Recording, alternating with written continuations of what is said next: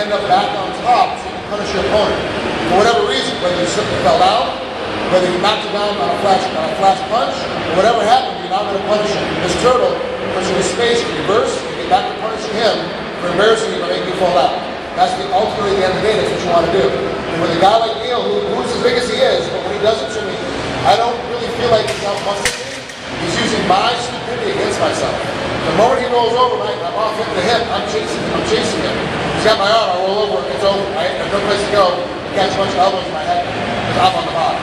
So the turtle's a really good position for you guys that aren't too good on the bottom, kind of nervous about being down there, but end up there during fights and during practice. It's an easy way to get out. Turtle up, roll out, keep moving. So it's real simple.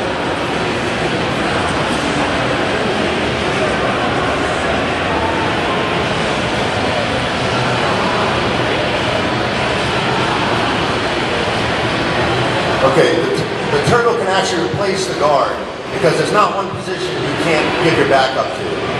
And when you have someone like Randy that's got, and both Frank actually, are both great wrestlers, going turtle's natural to them.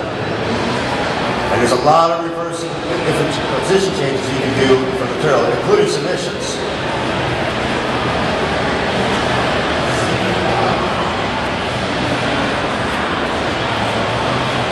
And you can see how we're using the rules to our advantage because we can't get kneed in the head here because it'd be against the rules. We'll lose a point. So we're actually using that against our opponent. And instead of using the turtle to get up, also we'll just use the turtle to escape. We're using the turtle to take the person down and reverse it. We're going after them. We're not just trying to stand up. All right? We're actually using it as an offensive position. Now, what they're doing here is, you notice they keep on trapping each other's hands. Okay? When someone turtles out, there's an instinct to want to reach in and control them. And as soon as you reach in, especially with gloves on, he's going to trap up their hand. And when he has that glove, it's actually going to work a lot better in MMA than it does in actually in just pure wrestling. Because he's not going to rip that hand out. And now you can get offensive into this.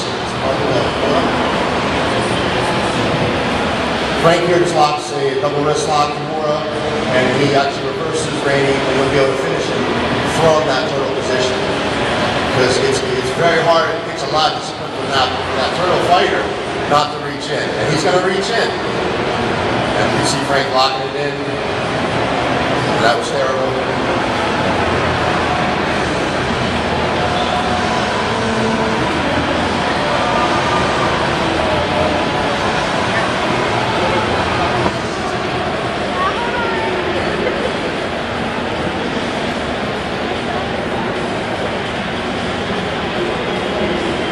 Now, when you're working turtle, there's two areas you need to focus on. Is the guy behind you, or is he in front of you? Okay, and this is a general statement. If he's in front of me, usually I'm going to trap and drive. And that's why Randy's going to see him looking for wrist controls, or he's going to look for an ankle, or a single leg, or a double leg, and he's just going to try to wrestle him down. If he's behind Randy's going to look to trap and roll. That's what we're going to have, like Randy rolls, like Peterson rolls. And he's going to reverse his opponent. This is a real big generality, but this kind of gives you a focus when you're teaching, teaching a big group. That kind of gives them a little basis to start. And you can see how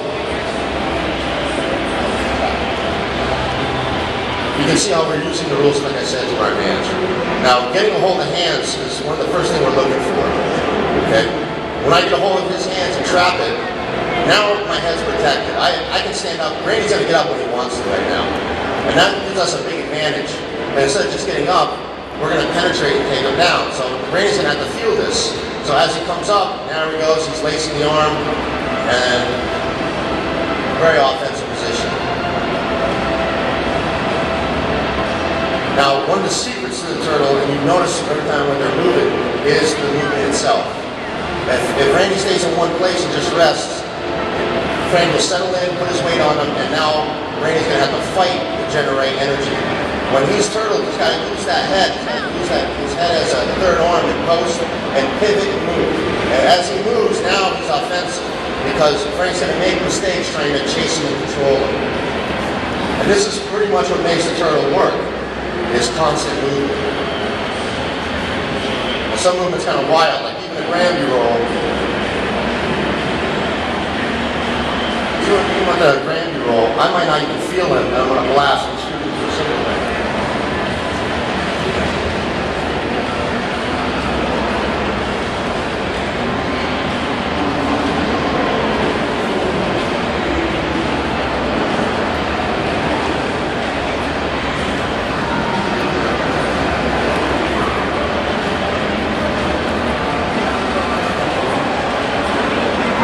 Now remember with the Granby roll, most guys try to do a Granby roll, it's a barrel roll, where you're rolling head, shoulder, and hips all around the same direction. It's not what it is. The Granby shoulder to shoulder.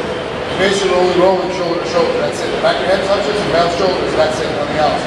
It's kind of a difficult position for new kids to learn, because your knees are almost over your face when you're doing it. It's kind of claustrophobic, but it's a lot better than having that guy on top of you holding down for 20 minutes. It's a lot easier to do Granby roll and get out. You notice how quick, Neil was doing it real slow.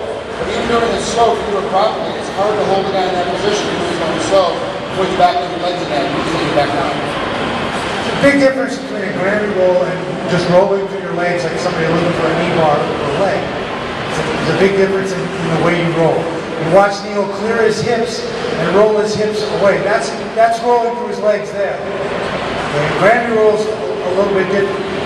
He's got to tuck his shoulder, roll his hips away from Frank. Now he's clear. Now he can get away and stand up. That was his goal. Or he can penetrate and come right back into his opponent for a single leg or a double and take him down. Big difference in the way you roll. One, you tuck it under and looking for that leg through. The other one, you're trying to clear and get away from it. Create distance with the roll. There, you create distance in the Granby roll. Puts pressure on that arm as he rolls his body weight across. Big difference in the way that roll is executed versus rolling through your legs to look for a knee bar or a leg bar. Now, a lot of stuff in the turtle too, you notice, is just old-fashioned junior high school wrestling. And the first thing we taught in junior high school is stand up. Get away, cross your arm, turn your head, turn around, go back down, cut back. It's the first thing we're taught. The second thing we're taught is hand control. Why do we do it in reverse position? I don't know. The turtle, the whole base of the turtle, if I'm laying down, if I'm on the mat, it's me getting a hold of the wrist, whether it's cross or same side. Trying to get a hold of his arm, how do I get a hold of it? I gotta get a hold of one of these arms. He's not gonna give us which side, he's gotta get a hold of one of them. So it's all back to original wrestling, back to old folk style wrestling. Hand control. Once I have hand control, I can pretty much keep my motion moving, I can't be stopped. That's really what it comes down to. I use the analogy of a cage. If I'm in turtle position, I create this cage in here. This is my cage. Anything that comes in the cage is going to get a hand, it's going to get controlled, it's going to get trapped. So I want him to stick his hands in the cage because they're going to get stuck. Now once I have that point of control, I can start to manipulate that top guy, either submit him or reverse him. It's straight wrestling. Go back down here real quick. See Randy's position? He's not in a cage with flat back. He's in a cage with his head on the ground, his back is rounded. It's very difficult for me to chase his head if his back is rounded. So I chase his head, I slide out to the front. He gets out anyway. So I can't chase him this way, but he knows that. So the only thing I can do, Neil told me earlier, when I trap somebody from a bottleneck, the only place I go now is reach in. If I go to his back, I'm going to get knee bars. I won't go here. I can't go to his head because I'm going to fall off. I won't go here. The only place I have now is reaching in. That's what we want. We want you to reach in. Now I'm stuck. And that's, especially gloves on, it's all, even with a weak grip, you have such a big handle to have a hold of on the top of those gloves, it's all done.